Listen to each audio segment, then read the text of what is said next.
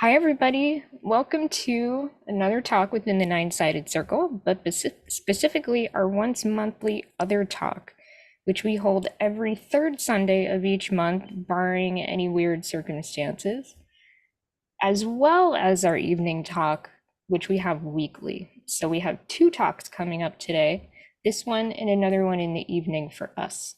This one starts at 10:30 a.m. Pacific time, and our second one starts at 6:30 p.m. Pacific time. And we're going to be covering two different topics, so you won't hear the same thing twice.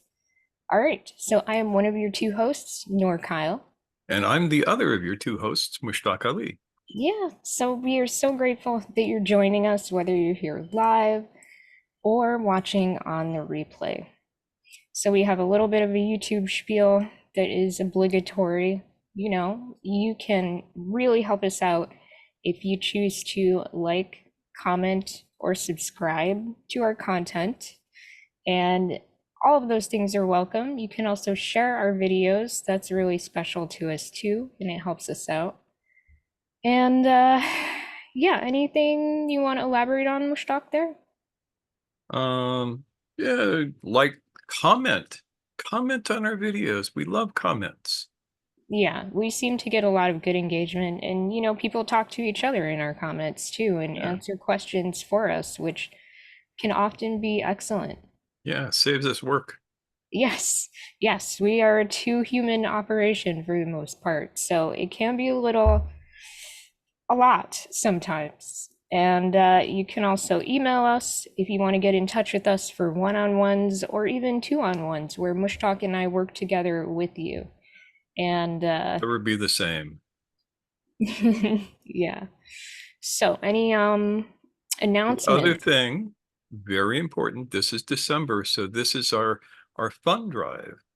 This is the time of giving. So if you have any spare change under the couch cushions, we would be ever so grateful if you would think of us and ship them off to us. You'll find links down in the description to coffee and PayPal and things like that, where you could make a one-time or an ongoing donation of anywhere between $1 and $1 million. And we would be ever so grateful. And it will keep Yes. the lights on for this operation. As Nora And was saying, this is a two-person gig. We don't have secretaries. We don't have editors. We don't have script writers. We don't have scripts. We we don't have basically have vague ideas. That's what you get. big ideas and no minions, Yeah, sadly. we need minions. So if you would like to paint yourself yellow and wear overalls, send us a resume. Okay. Yeah. So, that's all good stuff. Very important. Thank you, Mushtaq. So, let's get started, shall we? This is a topic that was suggested to us by someone who is joining us today. So, this is very exciting to, not have to struggle all the time to come up with fresh content. But we do it anyway because it really matters to us. But today we get a break. And we're going to talk about considering in the context of the Gurdjieff work. We're going to talk about that, both inner and outer considering, internal and external considering. Yeah. And these are ideas, again, that Gurdjieff seems to have cribbed from Sufi work. I Mm. love saying that because it pisses the Gurdjieffians off. But uh, just for those of you who might want to know, there are two terms. One is lisan al-nafs. I'm probably saying it wrong, so help me out. Well, language, You speech. can see a thumbs up. Good, good, good. Okay. And lisan al-dhat, the language of essence. So inner considering is the language of the nafs. Outer considering is the language of essence. It's really that simple, only those are two very complex ideas. But just so that you have some historical context for where these ideas may have emerged. We aren't saying that Gurdjieff stole everything that he taught from the Sufis, but occasional bit here and there.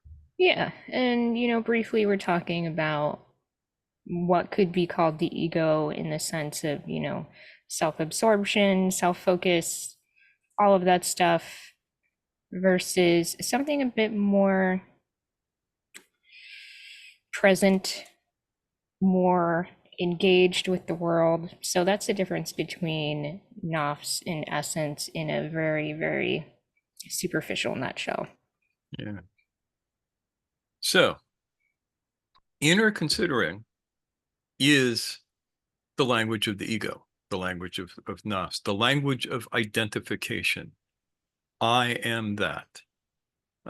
It is the internal chatter that we deal with over and over again throughout the day. So identification is a big part of this. Identification is when you think you are that which you are experiencing. You are your thoughts, you are your emotions, you are your experiences. And English is a wonderful language for identifying and for objectifying. We have a whole lot of I am in Yeah. our language. And we have a whole lot of talking about things even when they're not. So this identification creates a sense of separation from others. I mean, think about it.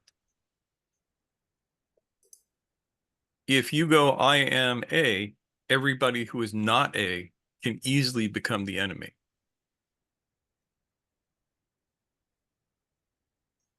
So here you have Yusuf, who is Turkish. I am Turkish. Now, if we had somebody here who was Greek, they could go, well, I am Greek, and the Greeks and the Turks have been fighting for centuries. And so we could get a fist fight going right here.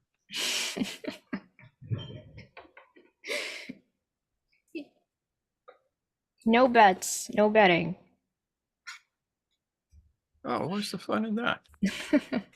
So, identification and mechanical reaction is another part of inner considering, because we're basically, when we are caught in inner considering, our awareness is like a ping pong ball that is being tossed into a multifaceted room with all sorts of planes and walls and just randomly bouncing off stuff.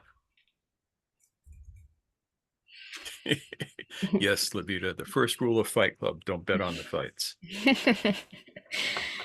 No talking about Fight Club. Yes. Shh. All right. So, where were you? Yeah, so we are at mechanical reactions. When we are identified with the mechanical part of ourselves, then we will react in a mechanical and robotic manner. Sometimes this is very, very good. My favorite example is driving a car. 99.9% of everything you do when you're driving a car is mechanical, and it needs to be. If you tried to drive a car consciously, purely consciously, you would wrap around a telephone pole, like within minutes usually, because your conscious mind is not fast enough to deal with what's going on. This is something that we're finding with self-driving cars, which are trying to do everything consciously. And even though they're mechanical, they just can't do it. But it's the same for us. We need that mechanical part of ourselves to carry on certain things.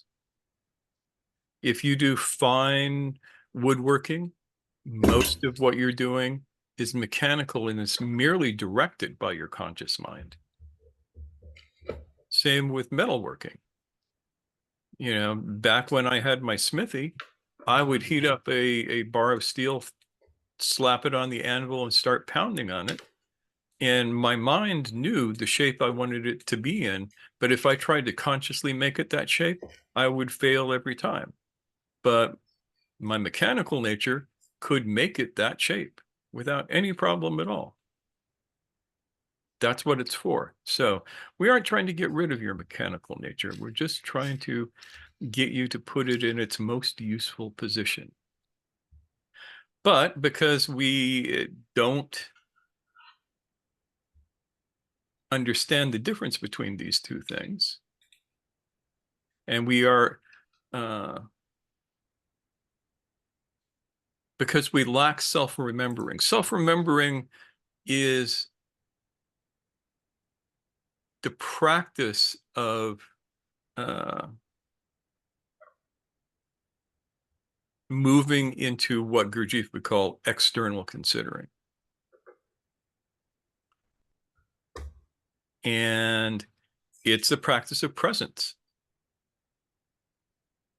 So when you are present, you can allow your being to be as it is, and you can allow the world to be as it is, and you can allow your mechanical programs to be as they are, and you can be present to them, and you can slip the bonds of identification with them. You're just So, letting them be, yes. not trying to micromanage them, change them, all that stuff. Just kind of watching them occur, observing.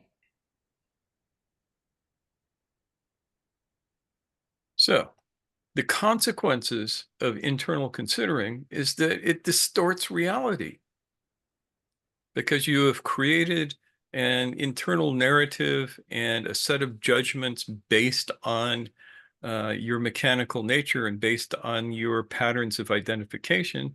You will misrepresent reality. You will not understand reality, and it limits our potential. It consumes our energy, it devours our focus, and it leaves no space for genuine self-work and for the cultivation of true consciousness and the cultivation of true conscience, which are two different but interrelated things. Yeah. You will end up, when you're doing internal considering, of hitting negative emotions a lot because they're very powerful, or what we call negative emotions, stuff that you're stuck on. Usually somebody did something to you and you're still angry about it 20 years later. Can everybody think of something like that? Some kid slapped you upside the head in the schoolyard, and when you think about it, you're still pissed. Thumbs up. We have some thumbs up. Yeah. Yes.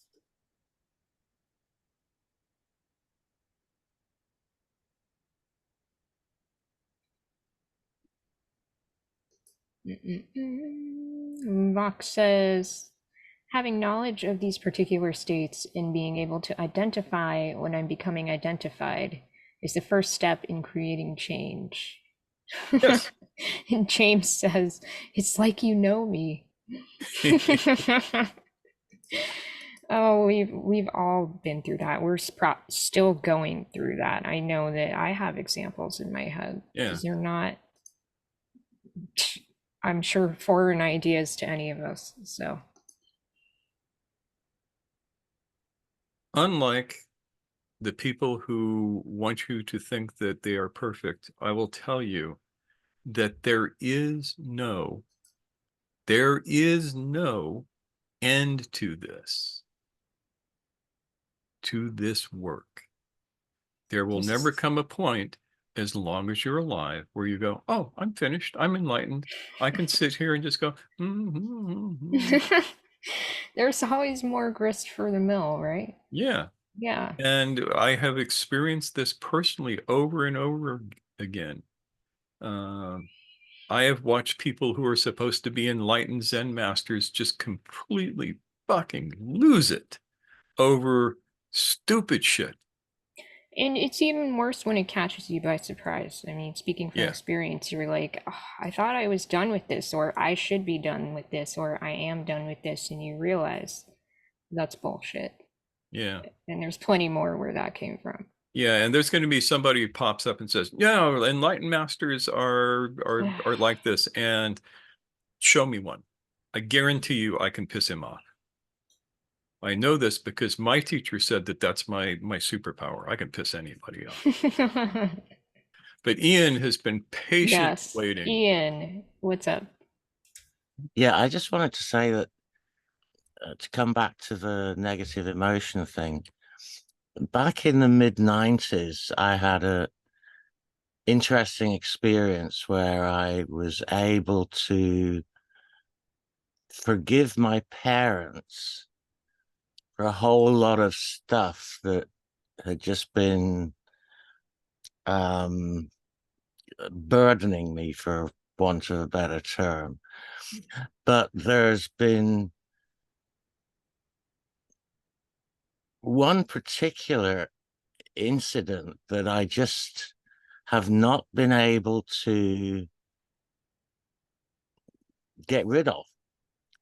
And I've tried and I've thought about the reasons and so on, and yet it's still there. I don't think about it all that often, but for some reason, this particular thing is just that firmly lodged. Okay. So, first of all, Weird. understand that you don't want it to go away. It is a learning experience for you. And if you were to forget about this experience, you might lose what you learned from it. What you actually want is relief from the emotional baggage attached to it, right? Does that sound like a reasonable idea with this? Yeah, I'm not sure that I learned anything from it per se. It's just, If you I- hadn't, it probably wouldn't come back. So, first of all, assume that knowing this is doing you some good, even if you don't know that it's doing you some good. Just assume that for the sake of argument. And not sure. that the original thing, whatever it Yeah. was But good. the That's knowledge two that you different gain from things. this is somehow doing something positive for you. Now, once you have assumed that, what you can do, this is like a simple way of dealing with this, is you can watch this experience multiple times as if it were on a movie screen. So I usually tell people, imagine you're in a giant theater and this event is going on the screen and you're watching it. You're not in it. You're not experiencing the feelings of it. You're just watching it. And I tell them, turn the sound off. So you're just seeing the picture. And you watch that 5 or 6 times, and most of the time, most of the emotional energy is drained away. And you can still think of the experience and remember it, but you don't have the charge that you used to. That's the simple first aid method of dealing with this. I mean, there are some things that are such deep trauma, it takes a little bit more work. But you might try that and see what happens. Okay, sure.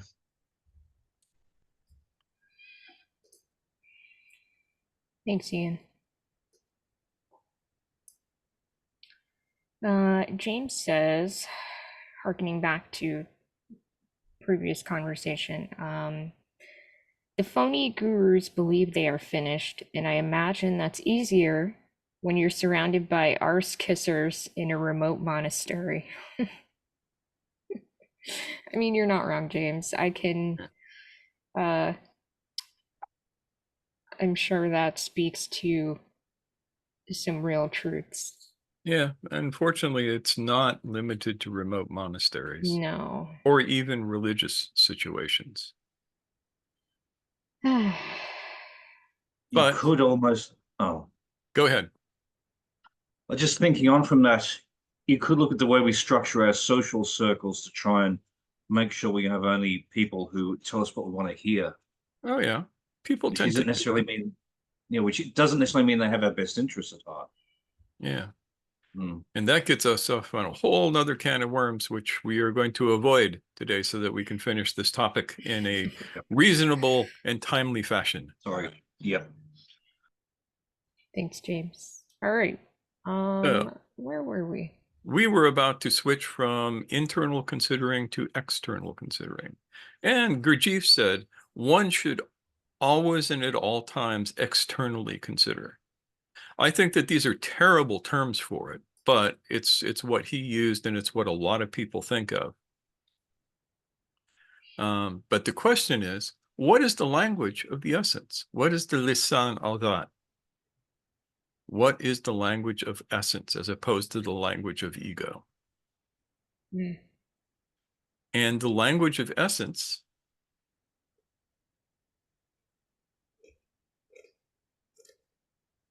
Yep, there's a quote from Mr. G right there. The chief means of happiness in this life is the ability to consider externally always, internally never. Which I don't know if that's true, but it sounds good. Difficult. Yeah. So what is external considering? It's just another term for self-remembering.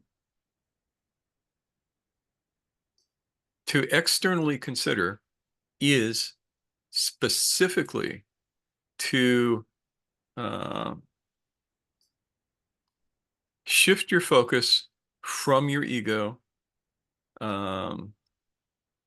to what actually is.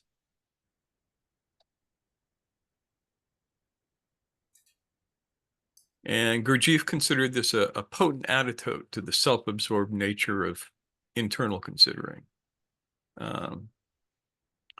It is the practice of intentionally directing your attention outwards and focusing on direct experience. And focusing on not just your internal experience, but on the presence of anyone else.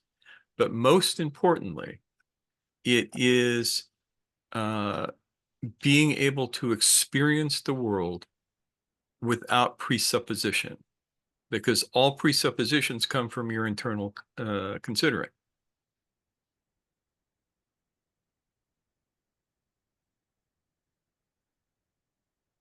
Self-observation, Presuppositions. yeah, self-observation is the main tool for developing this. Self-observation is the direct first-person description of your experience without presupposition and with bracketing the experience. That is not totally externally considering, but it's the first step to it. You gotta start with the basics. Yeah. I know that I've had conversations with students before where you need to build up your skill set in order to move on to the next thing. And so we start with self-observation, which is this way of observing, to use the same word over again, viewing, feeling, all of those things, using the senses in a way that does not make assumptions about the things that you are sensing into. And this is important because we are so ready to start applying assumptions, presuppositions, all of these things that we want to, need to, or insist on believing about our sensory experience. You're just giving yourself an opportunity to shut that off. Yeah, and it's tricky because we are so habituated to externally experiencing, internally experiencing. Those words that are not coming out of my mouth correctly right now. Internal considering. Yeah. So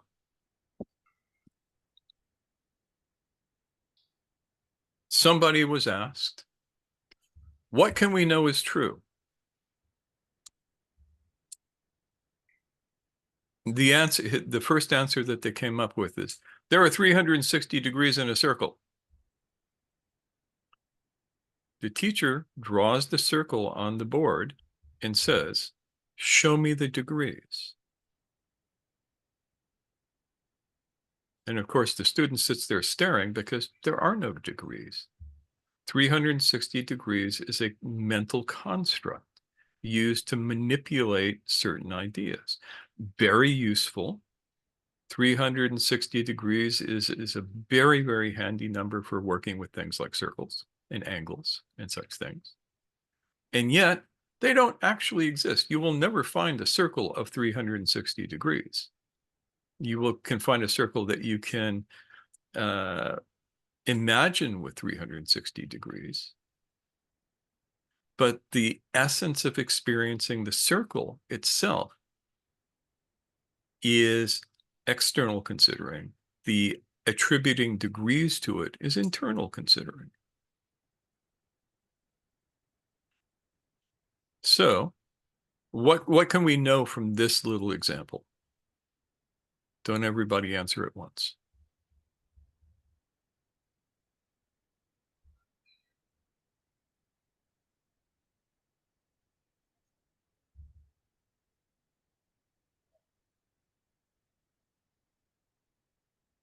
Yes, what? Perhaps, Oh, Well, Ella perhaps and then James. yeah. okay. Perhaps through that example, we know that in order to truly see things as they are, we need to not see them through the filters of the ego, not use the lisan and nafs, the language of the ego. Perhaps we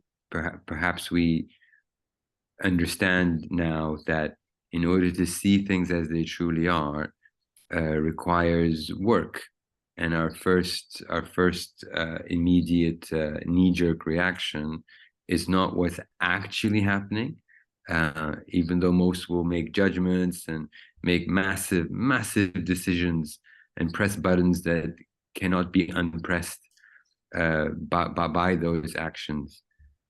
Something on those lines, perhaps? Yeah. Yeah, thank you, Wael. James. Well, Wael just said half of what I was going to say, more eloquently than I was going to say it. But Great minds the think alike. Yeah. donkeys bray together. But no.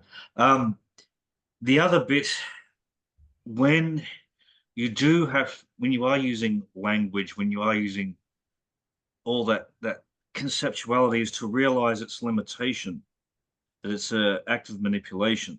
So you're using language and concept to manipulate some aspect of reality. Manipulation is not the same as awareness, and when you do have to use it, as normally do, not expect too much of what it can deliver. It can't deliver you awareness and absolute reality. It just reminds you of where your car keys are. So when you do have to use language, just realize it's an abstraction, and therefore is limited. It's a model. It's the map. It's not the territory. Mm. Yeah. So, Thanks, when James. I was young, Ian, did you have it? Okay, sorry, never mind.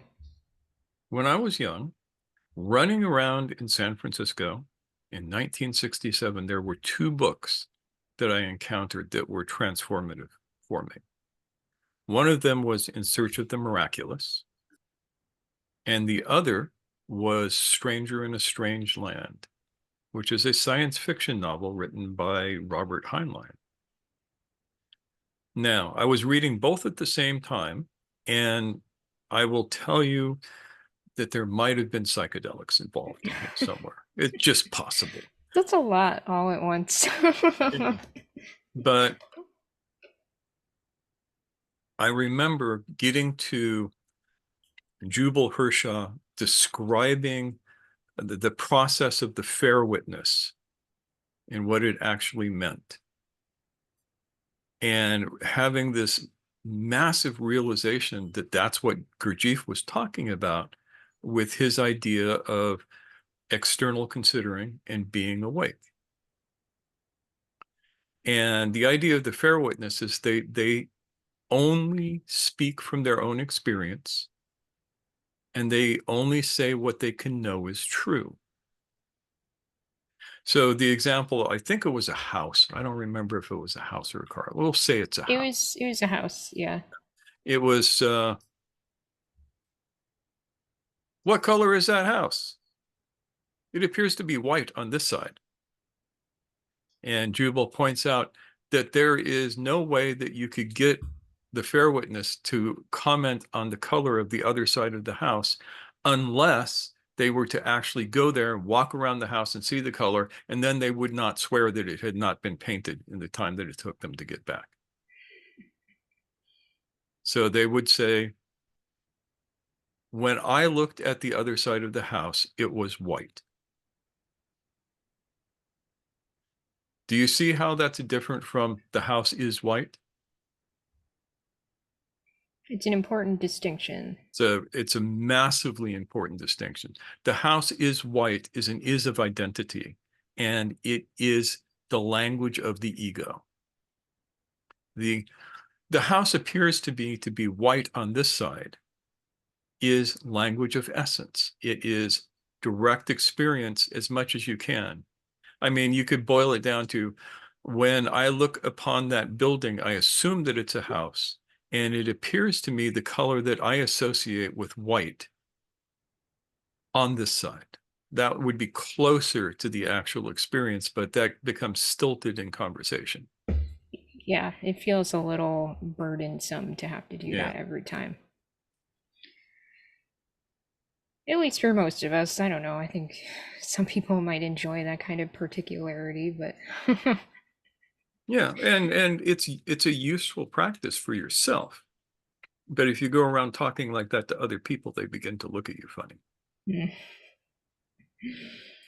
Yes. Khalil says, Ludwig Wittgenstein, in his philosophical work on certainty, argued that we can't be sure there is no rhinoceros in a room because our knowledge of the world depends on certain foundational beliefs or certainties that we cannot doubt. I can be sure that there is no rhinoceros in this room because I know what a rhinoceros smells like. And I don't smell it. Whew, that's a relief.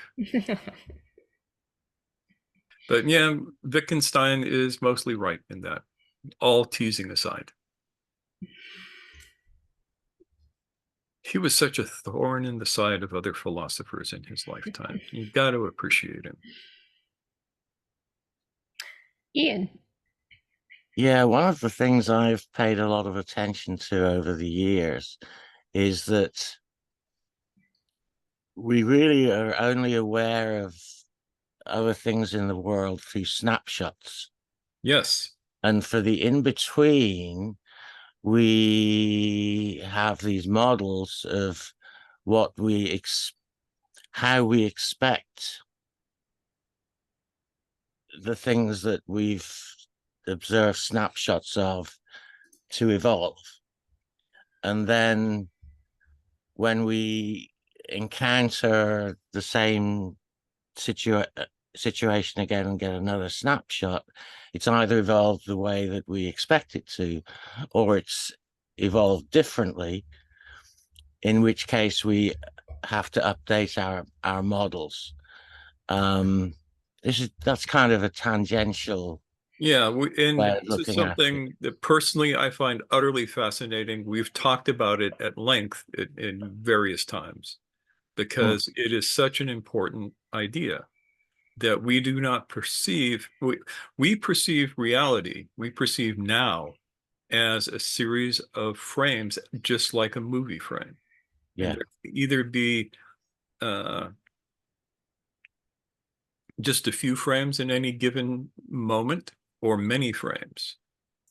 When you are self-remembering, when you are present, you create many, many frames. You're shooting at 60 frames a second in 70 millimeter.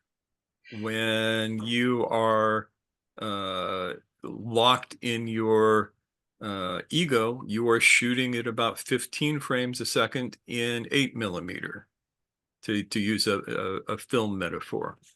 And it becomes apparent. And if you get me started on this, I will talk for the next 4 hours on this subject. So Yeah, maybe we can include some relevant content in yeah, the end. Yeah.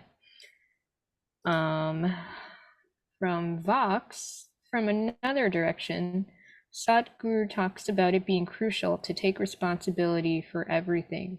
This can be misunderstood as taking quote unquote blame or quote unquote fault, but really, what is meant is that you need to maximize your ability to respond, be awake, pay attention. yeah.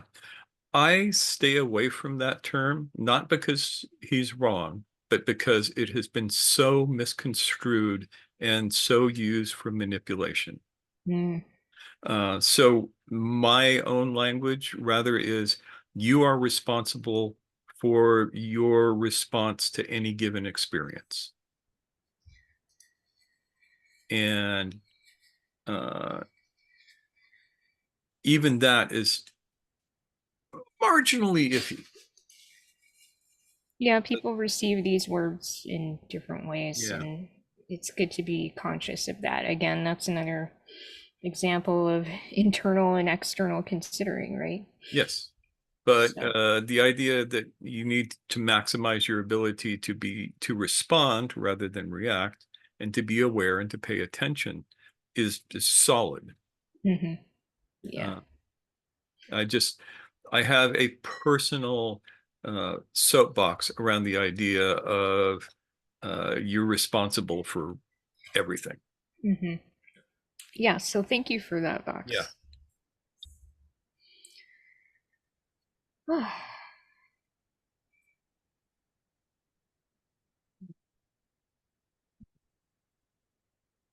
We're moving right along. So I would like you all to try this. Look around the room. What can you describe to yourself without making presuppositions about? You don't have to tell us, just try it.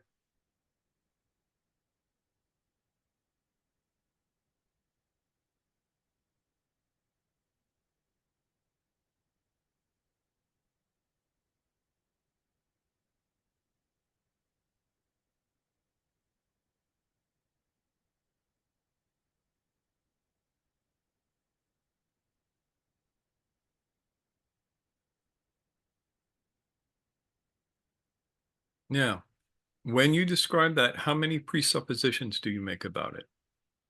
And if you find a presupposition, can you describe it without that? And while you're doing this, I will regale you with the third book that I found at that interesting period in my life, which was called another science fiction book called The Mind Parasites by Colin Wilson. That one I have not read. I've read Yeah, the other two. it would piss you off. Great. Yeah, Fun. Colin Wilson was writing in the style of H.P. Lovecraft when Uh, he wrote this book, and that means that it's racist and misogynistic. it's got all It's got the all of great that crap. qualities. Yes. And this story is, I mean, I love Lovecraft, so the story was fun. But the most important thing about it was that it introduced me to Husserl, The philosopher. the philosopher, and the idea of both existential and transcendental phenomenology. What you are doing is phenomenology in Husserl's terms. I mean, my description of self-remembering is cribbed right from the English translation of Husserl. How old were you when you were reading all this Oh, God. consciousness altering shit? Yeah. 20s, 30s, 18s, 18s. teens, late teens. Yeah. I mean, I was young, but Corrupted from then on. yeah, it's like the summer of love happened. I saw that it was happening. And so I grabbed my sleeping bag and I hitchhiked to San Francisco, and I spent that summer in Haight-Ashbury being a hippie. Wearing flowers in your hair. I may have had a flower in my hair once or twice. Yeah. That's the spirit.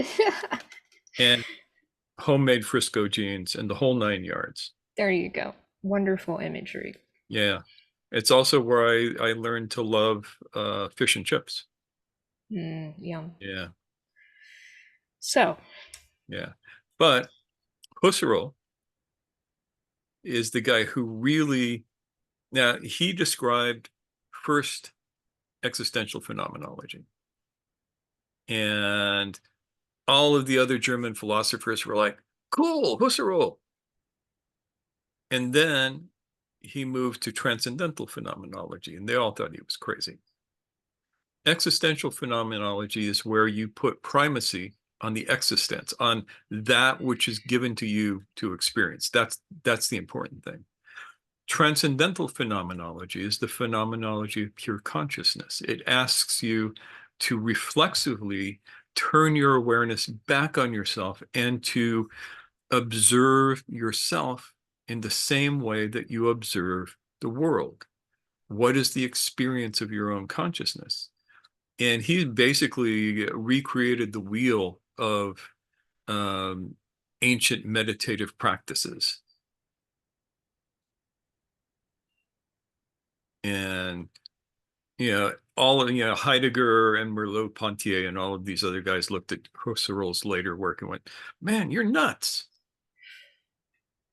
And yet, for me, that was the most important part of his work. When I actually discovered the idea of transcendental phenomenology, of using the phenomenological method to observe my own consciousness, it was revelatory, because it made sense in a way that some of the other things that we're describing doing exactly the same thing did not describe as well in my own language.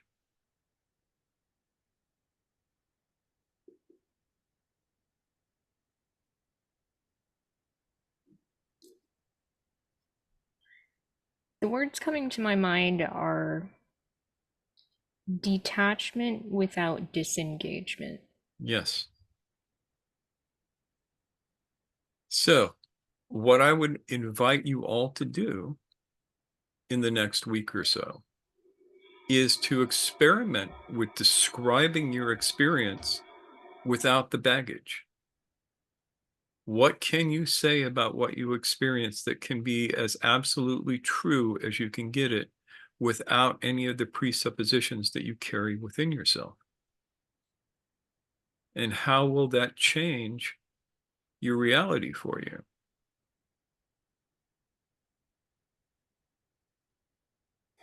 Yeah, what are some of the benefits of this? Let's touch in on that.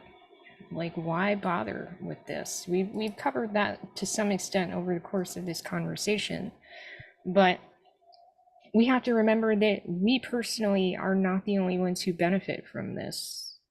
The world around us, the people around us, the beings around us benefit from us being able to do this detachment without disengagement.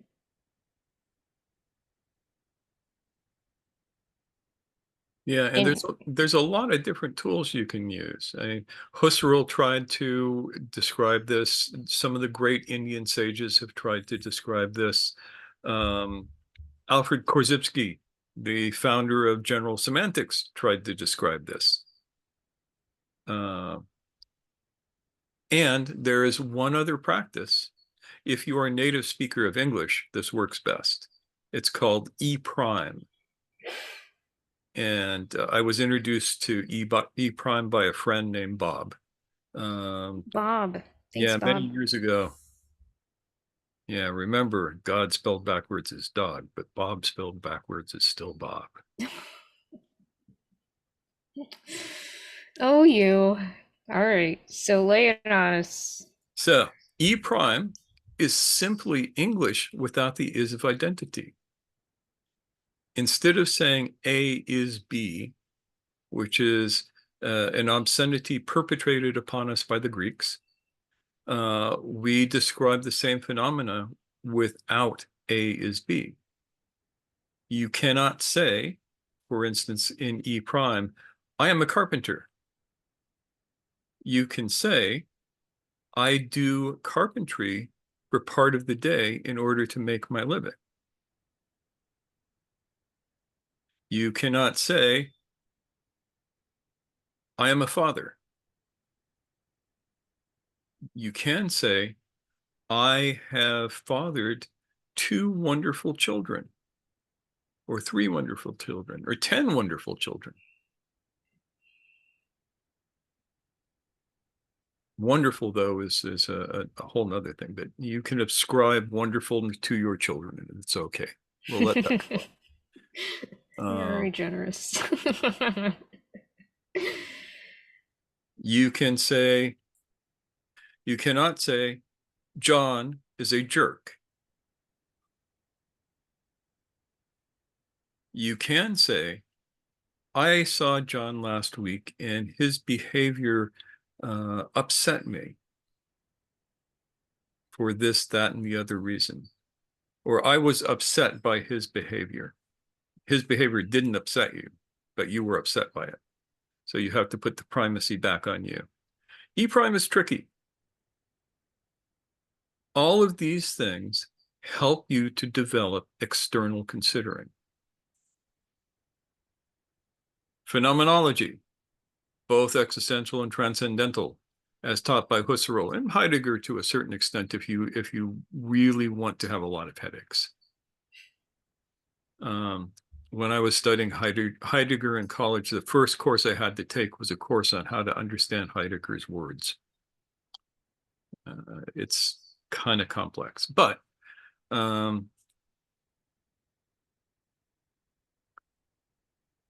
E prime. E prime is a wonderful tool to begin to separate you from your internal considering.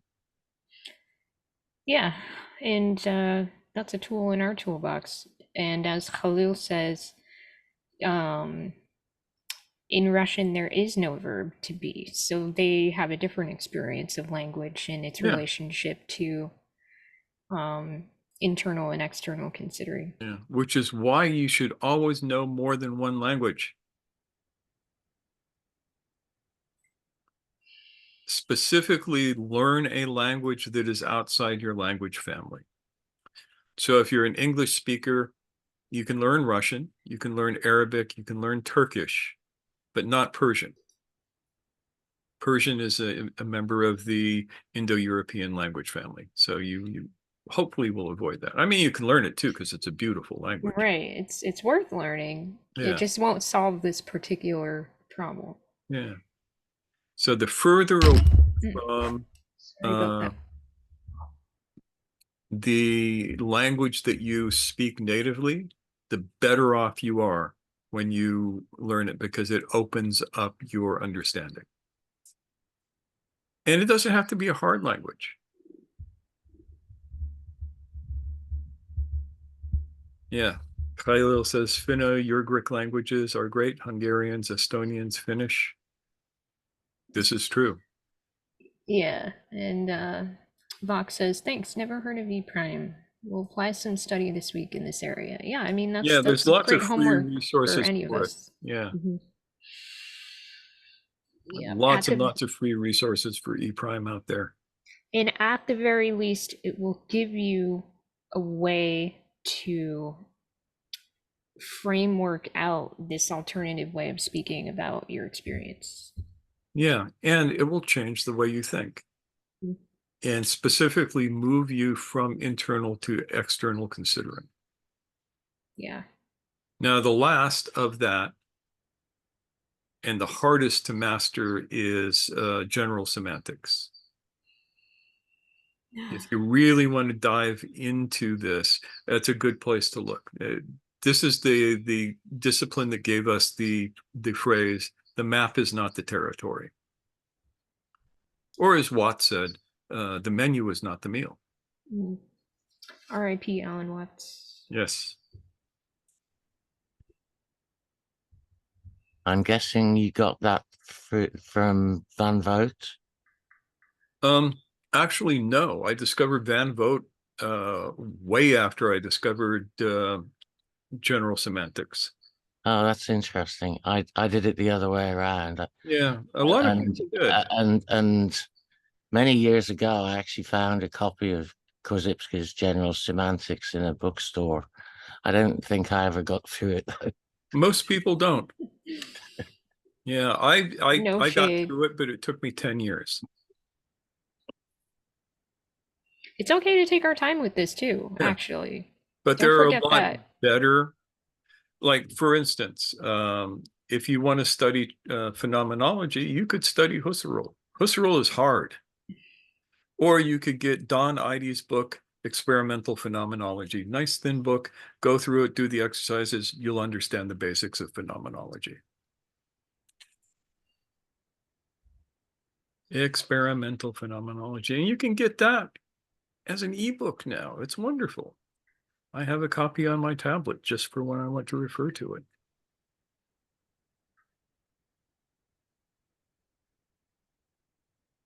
So,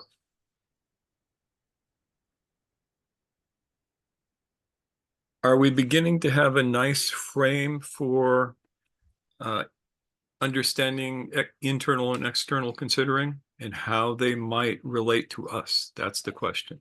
Or let's phrase it Phrase it better, please. I'll try.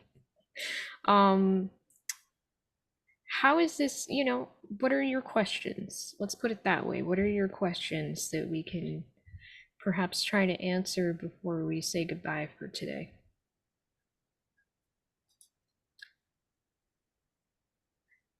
Yusuf.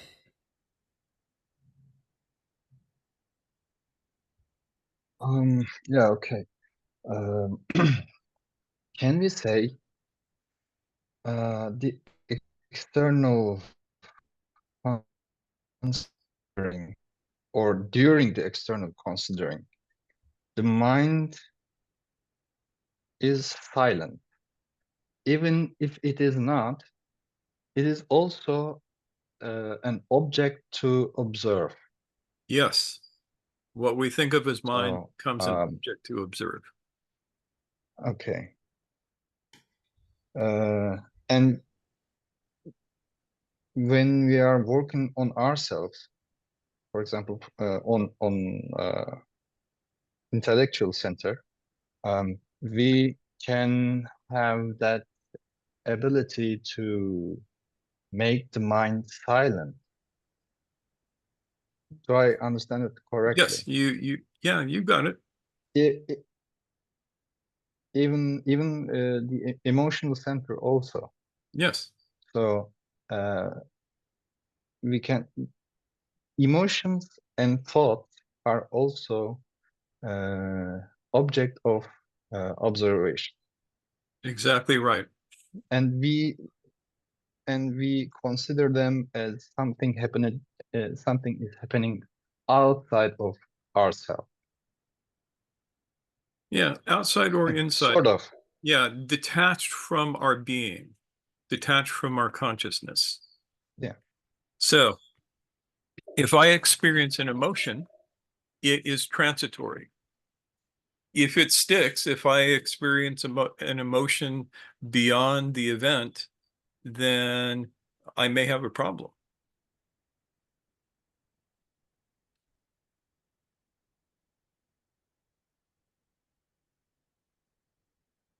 And there is no value when we externally consider. So there is no good, there is no bad, there is no right, there is no wrong.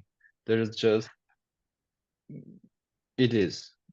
It is what it is. It is no good or bad or. In a sense, and at the same time, there is conscience. So conscience tells us what is right and what is wrong in a more objective manner, what is good and what is bad. And at the same time, you realize that these are relative. You know, if a car crashes through the front of my house, experientially, that's bad for me. In the scheme of the world, that's maybe not bad. In the life of the guy who comes to repair the house, that's a great thing. So it all becomes relative. But I will not hold on to anger about the idiot who drove through the front of my house longer than is necessary, inshallah.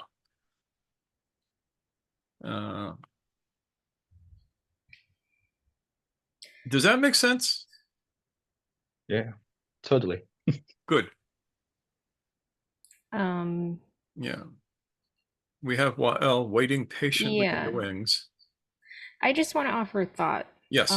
So I mean, part of how I experience external considering is like, I don't want to go off and sound too woo-woo, but it is a little bit in the sense that it is the natural way of things for everything to be interconnected, right? So it's a consciousness of the fact that the story of whatever is happening, or the event that is happening that we're witnessing, is much bigger than we are, and we're just a component in that larger web of things happening. And sometimes being conscious of that in and of itself gets us out of our own quagmire, and we realize, we are a part of this system, but we are not the only part. And it's good to be aware of that. Not everything is all about us. And that's a very trite way of putting it, but it is true, right? Yeah. It is not all about us. All right. What else?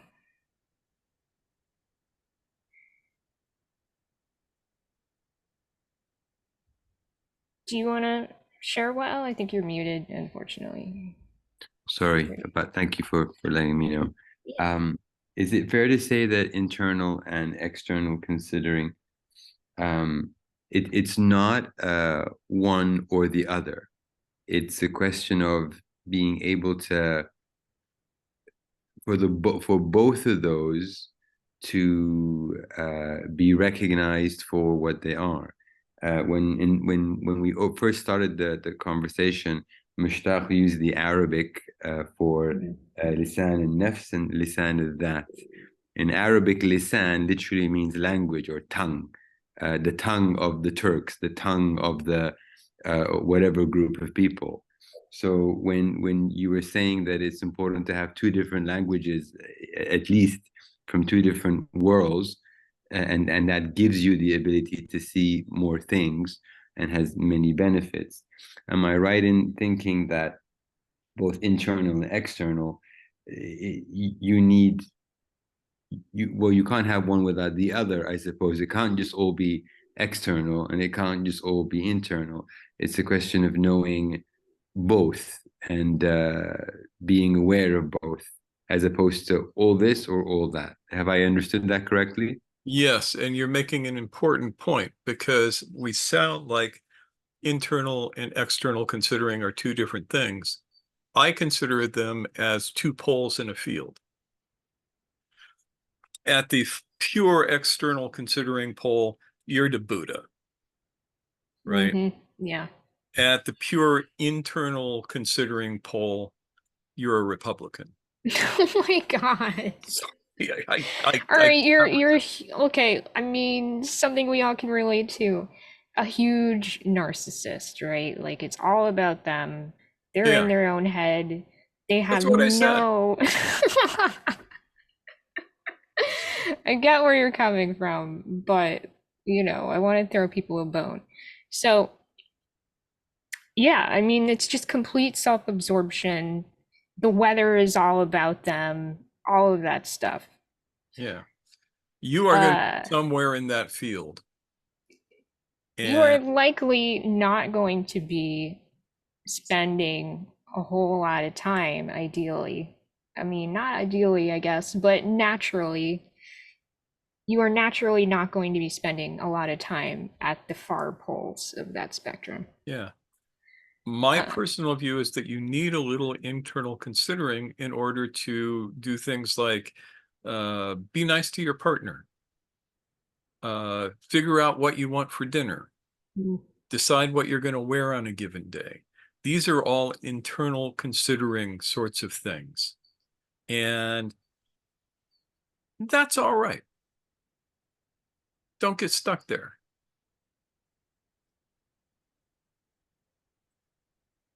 It's kind of hard to, I can say, today I want Turkish food.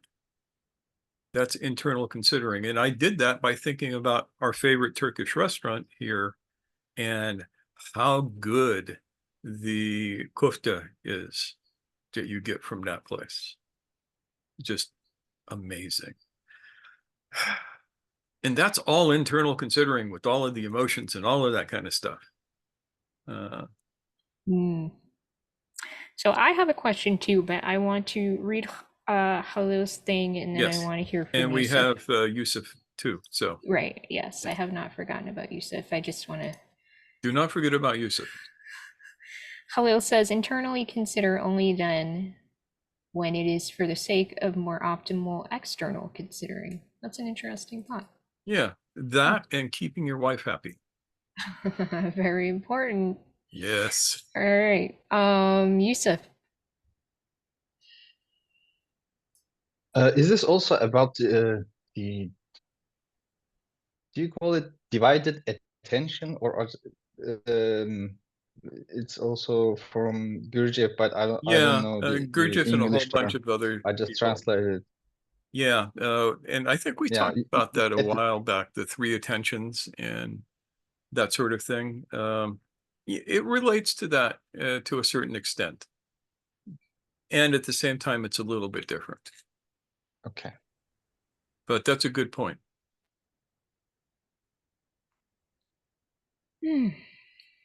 Thanks, Yusuf. All right, Or so you had a thought. yeah, I had a thought. I have a question. I maybe to partially be able to answer it myself, but I just want to put it out there. So I think we read, I think it was in one of Ouspensky's quotings of Gurdjieff, he's talking about like, this man considers too much. Is that related to any of this? Probably. Yeah, okay, so I mean, maybe that's like a separate thing from what I wanted to ask about. I also heard in passing someone say, when you kind of think of others in like what's going on for them too much, that can also be considered internal considering. Yeah.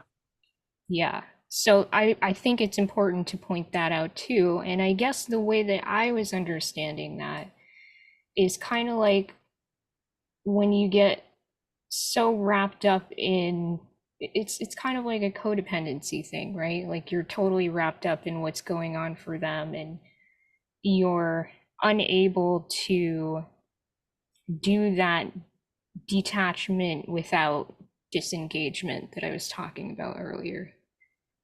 You're not detached, you're like, oh, neurotically invested. So that's what's coming up for me, but what are your thoughts? I think you're right. Well, I appreciate that. Thanks for confirming.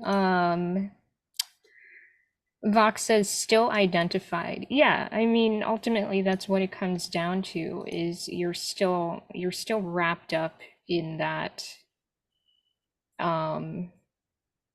needing things to be a certain way, that kind of thing. James, what are your thoughts? Well, I like this because it seems to be confirming what I've thought for a while anyhow. But in external consideration, you sort of, to my mind, you're debugging your system a bit. You're clearing up your perception, you're enhancing your awareness, which must have direct bearing on your ability to get feedback from the centers, to get more accurate feedback. First, would that be in itself, that would be correct? Yes? Probably. Well, it occurs to me that if you're not getting accurate feedback from the centers, you have to have some kind of substitute, which would be an excessive internal considering. Yeah. Now here's the tricky part. Getting feedback from the centers may in fact itself be internal considering.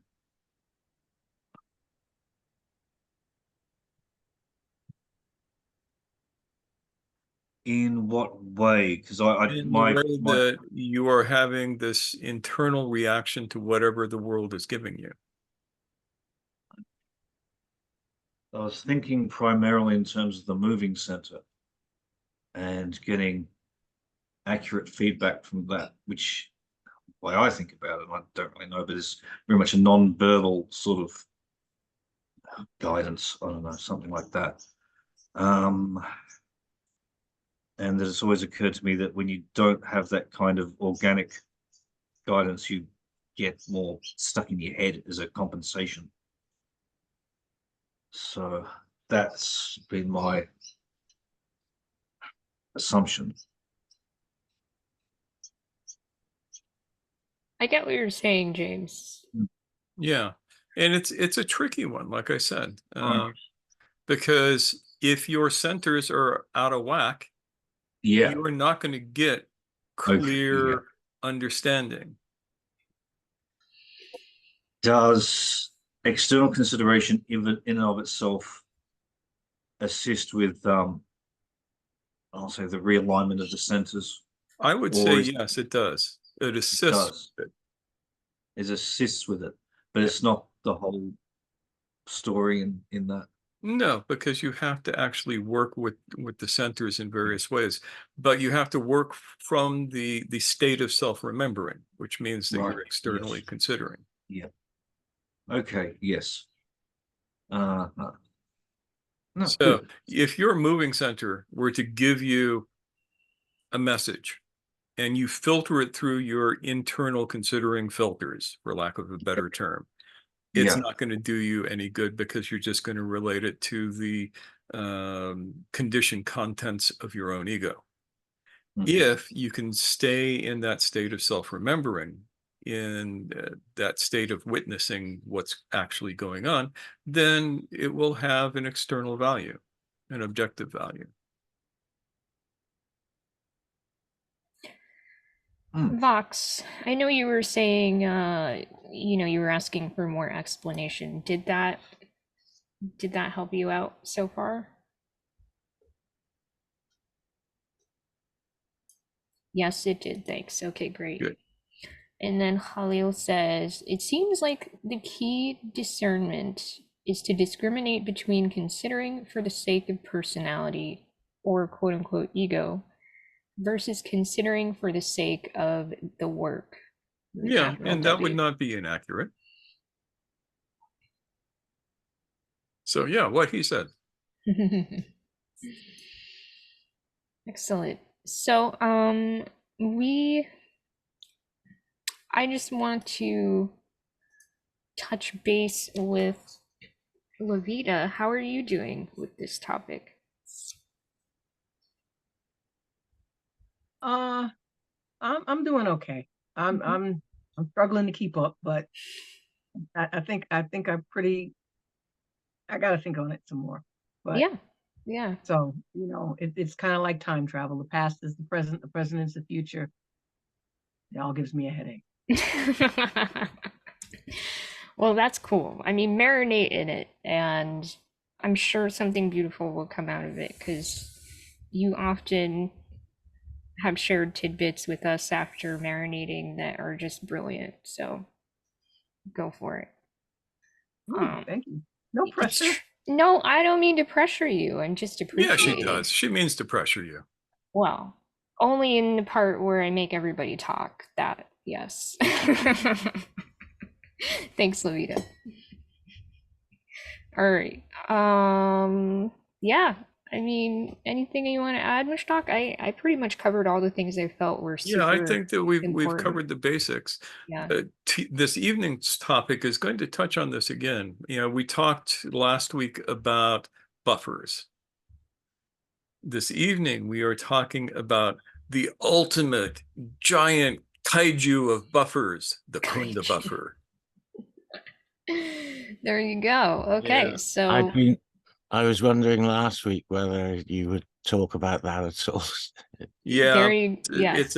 a big subject, and it is so mixed up with Gurdjieff's mythology that you can't just drop a little bit on it here and there. It's going to take its own hour. It takes some parsing out. Yeah. All right. Well, you all can look forward to that. Maybe we'll see you again this evening. Yeah, if you are totally insane. Yeah. Fox says, "Ooh, I guess this means I'm in for a late night. Only if you want to, but we would be Yeah, happy to have but you." remember, Vox, this is all your fault. Yeah, so we always appreciate good suggestions, and these were good ones. Things that needed to be covered that we had been I Putting don't know, off. putting off, distracted from, all of that stuff. All right then, let's go to Brady Bunch mode. Have done this. Excellent. Okay. So, thank you everyone for being here, whether you're here live on Zoom with us or watching on the replay. It's been excellent to spend this time together, and we will see you later today, in fact. So we can wave to each other, wave to everybody watching on the replay, and we'll see you soon. Bye. All right. Take care.